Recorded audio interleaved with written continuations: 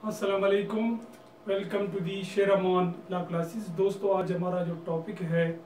ये क्वेशमेंट of FIR से related है। साथ साथ इसमें हम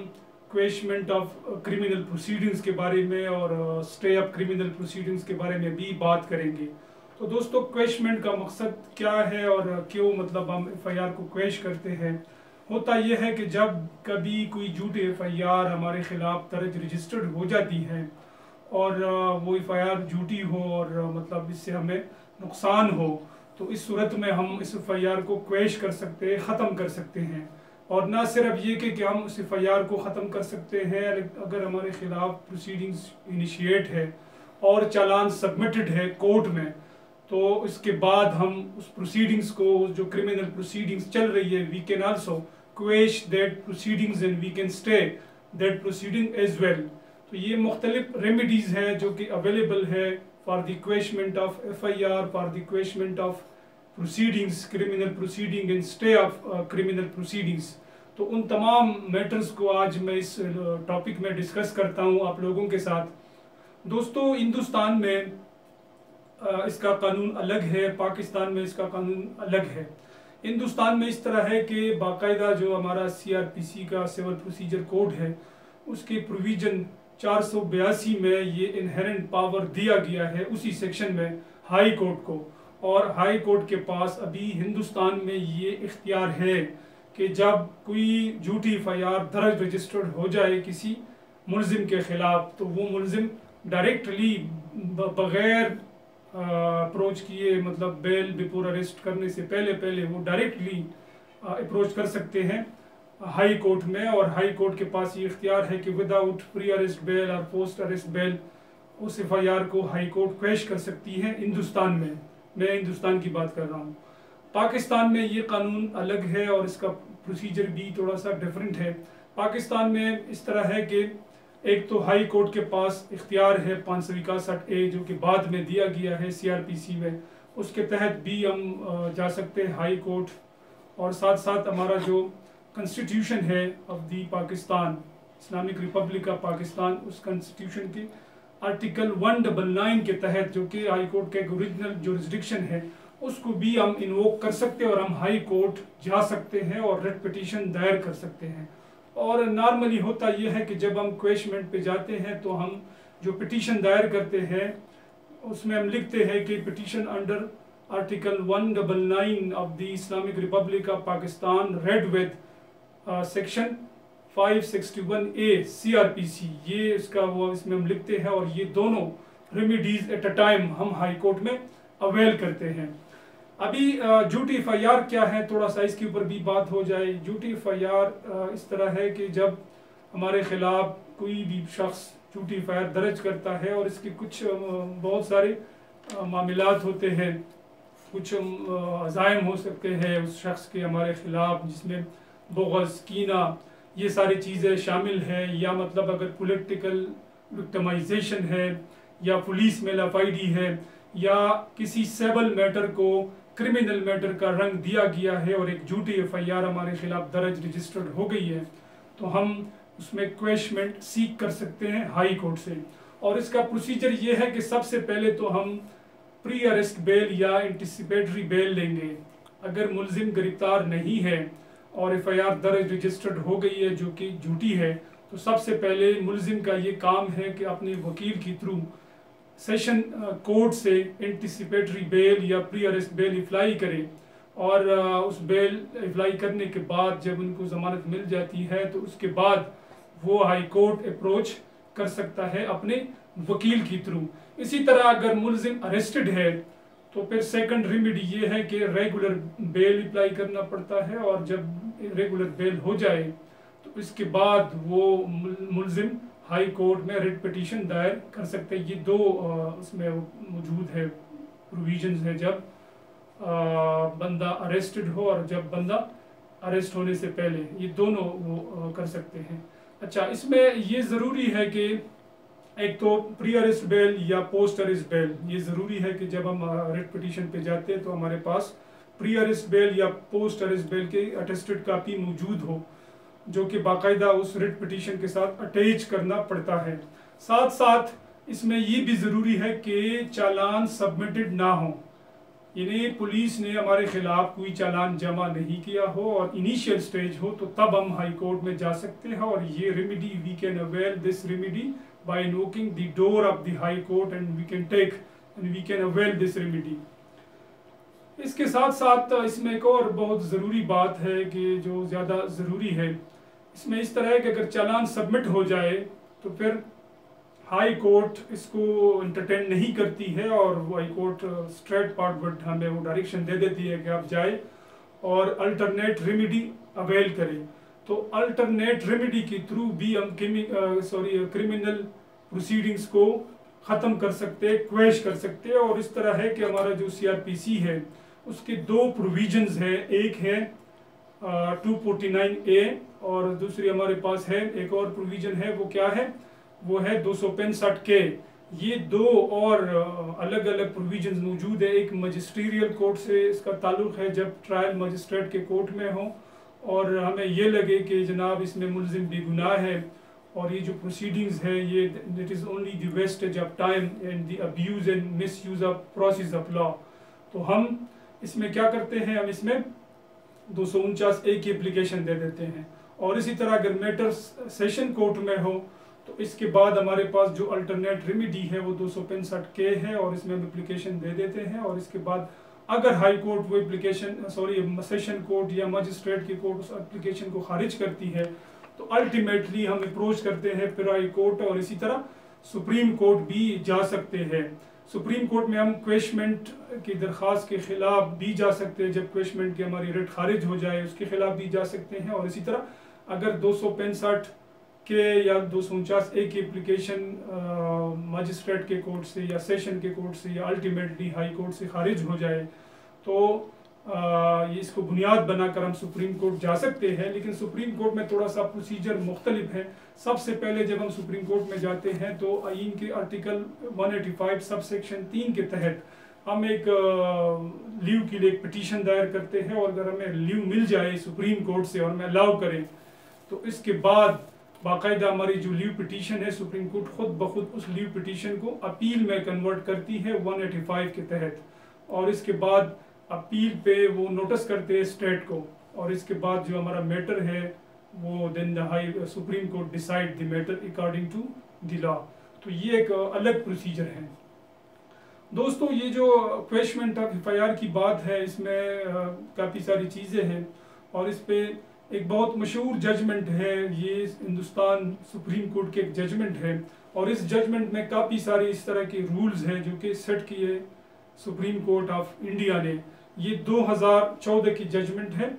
میں اس کا سیٹیشن ریڈ کرتا ہوں، 2014-6 SCC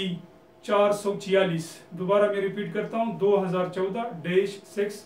SCC 446، اور یہ ہے Narinder Singh versus the state of Punjab. اس ججمنٹ میں وہ تمام گراؤنڈز اور تمام جو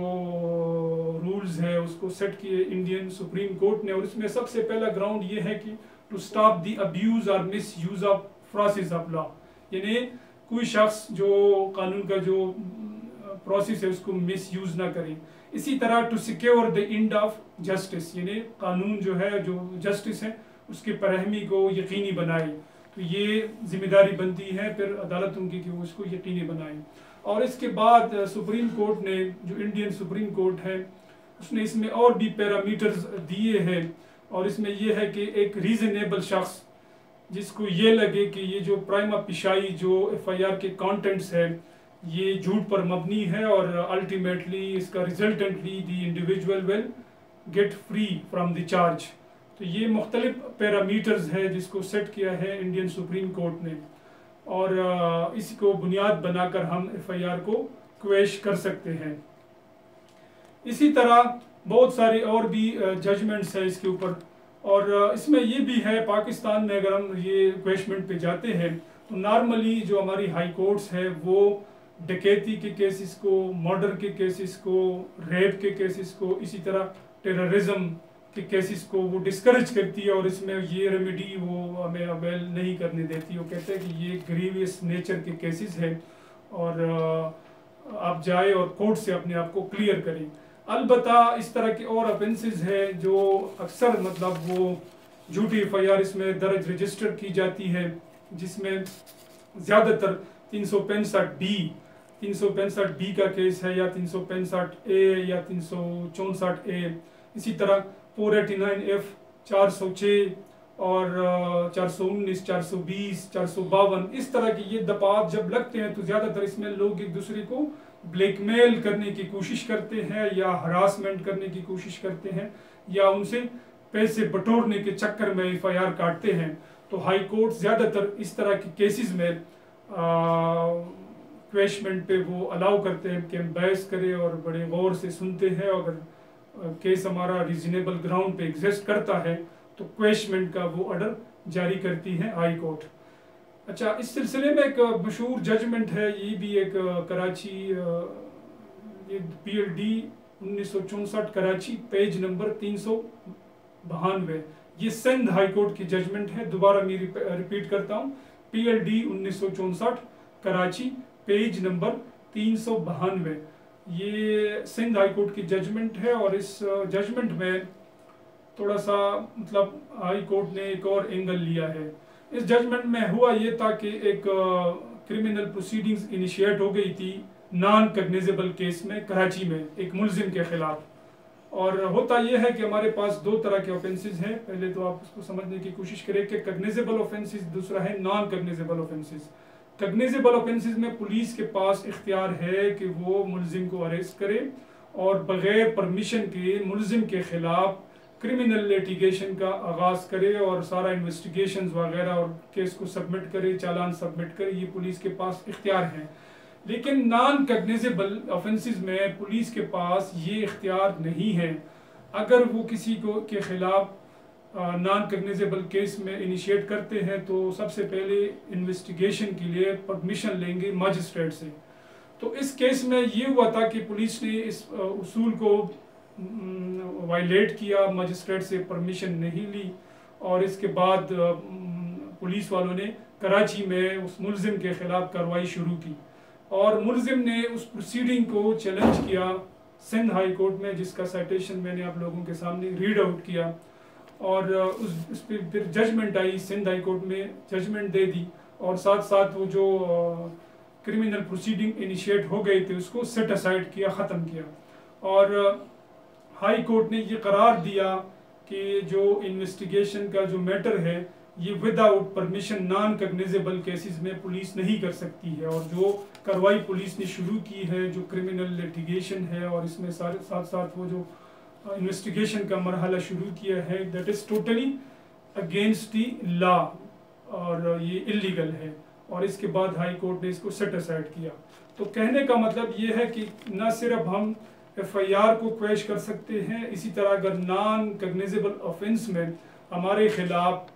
پروسیڈنگ شروع ہو جائے جس میں پولیس والوں نے ماجسٹریٹ سے پرمیشن نہیں لی ہو، تب بھی ہم اس کو کویش کر سکتے ہیں ہائی کورٹ سے، اور یہ جو ججمنٹ کا میں نے حوالہ دیا ہے یہ اس کے اوپر ججمنٹ ہے۔ اس کے علاوہ بہت سارے معاملات ایسے ہوتے ہیں کہ اکثر سیول نیچر کے کیس کو کرمنل کا رنگ دیا جاتا ہے، جس طرح کے 489 ایف جو چیک کے کیسز میں ہے، یا اس طرح 406 کے پرچے ہو جاتے ہیں، 506 اور 406 506 اس طرح کے وہ مقدمات میں 506 سب سیکشن 2 اس میں بھی مطلب لوگ ملزم کو انوالو کرتے ہیں۔ اسی طرح 406 کا بھی وہ ہے، 406 کیا ہے کہ امانت میں خیانت پرست کرے کسی کے اوپر قرضہ ہے تو بڑی آسانی کے ساتھ وہ پولیس کے ساتھ مل جاتا ہے، اور پولیس والے 406 کا پرچہ دے دیتے ہیں، اور اس میں اس شخص کو جس کے پاس اس کے پیسے ہیں وہ لکھتے ہیں کہ اس کو میں نے کچھ پیسے یا بطور امانت دیے تھے اور ابھی میرے پیسہ وہ واپس نہیں کر رہا ہے۔ مقصد یہ ہوتا ہے کہ اس بندے کو بلیک میل کرے، اس کو تنگ کرے اور اس کو جیل بھیجے تاکہ ان سے ریکوری ہو سکے۔ تو یہ پیورلی سیول نیچر کا مسئلہ ہوتا ہے، اور اس میں سیول کورٹ میں جانا پڑتا ہے، تو ہائی کورٹ بڑی آسانی کے ساتھ اس طرح کے کیسز کو انٹرٹین کرتی ہے کویشمنٹ پہ، اور باقاعدہ سیٹ اسائڈ کرتے ہیں جو ایف آئی آر کی کارروائی ہے، اور کویش کر دیتے ہیں پوری پروسیس کو۔ اسی طرح 365B میں بھی زیادہ پرچے ہو جاتے ہیں FIRs وغیرہ، اور اس میں ہوتا یہ ہے کہ ایک لڑکی کورٹ میرج کرتی ہے اپنی مرضی کے ساتھ کسی دوسرے شخص کے ساتھ، اور اس کا پروسیجر یہ ہے کہ جب کورٹ میرج ہو جاتی ہے تو اس میں یہ ہے کہ سب سے پہلے جب لڑکی کورٹ میرج کرتی ہے تو باقاعدہ ایک اسٹامپ پیپر پر اس کا بیان ریکارڈ کیا جاتا ہے اس لڑکی کا، اور وہ اسٹامپ پیپر پہ وہ یہ بیان دے دیتی ہے کہ میں نے اپنی مرضی سے شادی کی ہے، میرے اوپر کوئی ظلم اور کسی نے وہ نہیں کیا ہے، اور یہ جو شادی میں کر رہا ہوں اپنی آزاد مرضی سے کر رہی ہوں، تو وہ بیان بھی وہ لے لیتے ہیں۔ اس کے بعد باقاعدہ نکاح رجسٹرار اس کا وہ نکاح نامہ درج رجسٹر کرتا ہے اپنی رجسٹرڈ میں، اور اس کے بعد وہ لڑکی مجسٹریٹ کے سامنے پیش ہوتی ہے سیکشن 200 کے تحت اپنے وکیل کے ساتھ، اور 506 سب سیکشن 2 کے تحت اس لڑکی کا بیان لیا جاتا ہے مجسٹریٹ کے کورٹ میں، اور اس میں وہ دوبارہ اپنی بیان ریپیٹ کرتی ہے کہ میں نے اپنی مرضی سے شادی کی ہے، میرے اوپر کوئی وہ پریشر یا دباؤ نہیں ہے، اور میں نے نکاح کیا ہے اور یہ میرا نکاح نامہ ہے۔ تو اس بیان وہ جو بیان ہے بڑا امپورٹنٹ بیان ہوتا ہے۔ ابھی اگر آپ وکیل ہے کسی کیس میں اور جس میں 365B کا وہ FIR درج رجسٹرڈ ہے، تو آپ اس طرح کریں کہ سب سے پہلے تو آپ وہ ایفیڈیوٹ کی کاپی لے لیں اٹیسٹڈ، ساتھ ساتھ نکاح نامے کی بھی کاپی لے لیں اٹیسٹڈ، اور پلس اس بیان کی کاپی لے لیں جو کہ مجسٹریٹ کے کورٹ میں وہ بیان درج رجسٹرڈ ہوا ہے، ساتھ ساتھ وہ استغاثی کی کاپی اور بیان کی کاپی جو اسٹیٹمنٹ ہے۔ ان چاروں چیزوں کو بنیاد بنا کر آپ ہائی کورٹ میں ریٹ پٹیشن دائر کریں 199 under the Constitution of Pakistan as well as read with section 561A۔ تو آپ کا ایک بہت زبردست ریٹ پٹیشن یہ بن جائے گی، اور اس میں بڑی آسانی کے ساتھ جب آپ اس کو آرگو کریں گے تو High Court will quash the proceedings. اور ہائی کورٹ میں تھوڑا سا یہ پروسیجر مختلف ہے۔ ہائی کورٹ میں اگر آپ نے کیس ریٹ پٹیشن دائر کر دی ہے تو اس میں سب سے پہلے انیشیل سٹیج پہ آپ جس کو ہم کچی پیشی بولتے ہیں، ابتدائی آرگومنٹس آپ کریں گے، اور اگر آپ کے آرگومنٹس میں تھوڑا سا وہ مواد موجود ہے اور آپ کا کیس سٹرونگ ہے تو ہائی کورٹ اس میں نوٹس ایشو کرتی ہے اسٹیٹ کو، اور اس کے بعد جو اگلی تاریخ مطلب اکثر 7 دن کے بعد اگلی تاریخ پہ پھر مطلب اس میں سٹرونگ آرگومنٹس پیش کرنے ہوتے ہیں، سٹرونگ ایویڈنس، تب کہیں جا کر یہ جو پروسیڈنگز ہیں یہ کویش ہو سکتی ہیں۔ ادروائز ہائی کورٹ جو ہے اس کو نہیں کریں گے اور آپ سے کہیں گے کہ آپ الٹرنیٹ ریمیڈیز کو اویل کریں۔ نہ صرف یہ جو ہمارے کویشمنٹ کے FIR ہے، اس کے علاوہ اور بہت سارے طریقے ہیں جس کے تحت ہم پروسیڈنگز کو سٹے کر سکتے ہیں، ختم کر سکتے ہیں، جس طرح کہ میں نے آپ کو حوالہ دیا 249A اور 265K کا۔ اس کے علاوہ ہمارے پاس ایک اور بھی پروویژن موجود ہے ہمارے CRPC میں، وہ ہے 249 249 میں اس طرح ہے کہ ماجسٹریٹ کے کورٹ میں اگر مدعی پارٹی پیش نہیں ہوتے ہیں اور گواہ نہیں آتے ہیں، خاص کر مدعی پیش نہیں ہوتا ہے، تو اس کو بنیاد بنا کر آپ ایک اپلیکیشن دائر کر سکتے ہیں ماجسٹریٹ کے کورٹ میں، اور اس اپلیکیشن پہ باقاعدہ بحث ہوگی، اور اس کے بعد جو ماجسٹریٹ ہے وہ اس کو سٹے کریں گے اور جو ریکارڈ فائل ہے اس کو ریکارڈ روم میں سینڈ کر دیں گے، اور جب تک مدعی نہیں آتا ہے تو یہ جو پروسیڈنگز ہے it will be stay till the time of the appearance of the complainant, اور جب تک وہ مدعی دوبارہ اس کیس کو انیشیٹ نہیں کرتا ہے it will be adjourn in sine die for ever. تو ایک یہ پروسیجر ہے۔ یہ 249 کا جو سیکشن ہے اس کو ہائی کورٹ نے پنجاب میں اس کو ایکسٹینڈ کیا ہے، یہ اختیارات سیشن کورٹ کو بھی دیے ہیں۔ عام طور پہ ہمارے جو سیشن کورٹ کے پاس جو پاور ہے وہ سیکشن 265A سے 265N تک ہے، اور پورا پروسیجر ٹرائل کا دیا گیا ہے، لیکن یہ 249 سیکشن 249 CRPC سیکشن 249 CRPC یہ بھی ایکسٹینڈیبل ہے to the court of session, اور چاہے وہ سیشن کورٹ ہو یا اسپیشل جج ہو سیشن لیول کے، تو وہ بھی اس پاور کو ایکسرسائز کر سکتی ہے۔ اگر مدعی نہیں آتا ہے کیس میں تو کیس کو सनेडाई में एडजन कर सकते हैं। तो ये हाई कोर्ट ने ये पावर दिया है 249 का सेशन कोर्ट को भी। इसके अलावा बहुत सारे और प्रोविजंस मौजूद है, ये इस पर रिसर्च करना पड़ता है और केस लॉज भी है। एक और बहुत ज़्यादा इम्पोर्टेंट प्रोविजन है जिसके थ्रू मतलब ये जो प्रोसीडिंग्स है, क्रिमिनल प्रोसीडिंग्स, ये ख़त्म हो सकती है, सेट असाइड हो सकती है। वो इस तरह है कि ये पब्लिक प्रोसिक्यूटर के पास इख्तियार है कि अगर सूबाई हुकूमत उनसे कहे और परमिशन दे तो पब्लिक प्रोसिक्यूटर के पास ये इख्तियार है कि सेक्शन 494 के तहत वो बाकायदा किसी प्रोसीडिंग को वो रोक सकते हैं, ख़त्म कर सकते हैं और एक एप्लीकेशन दे सकते हैं मजिस्ट्रेट सेशन कोर्ट को कि मैं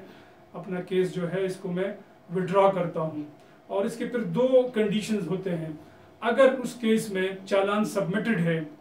तो फिर सेशन कोर्ट उस केस को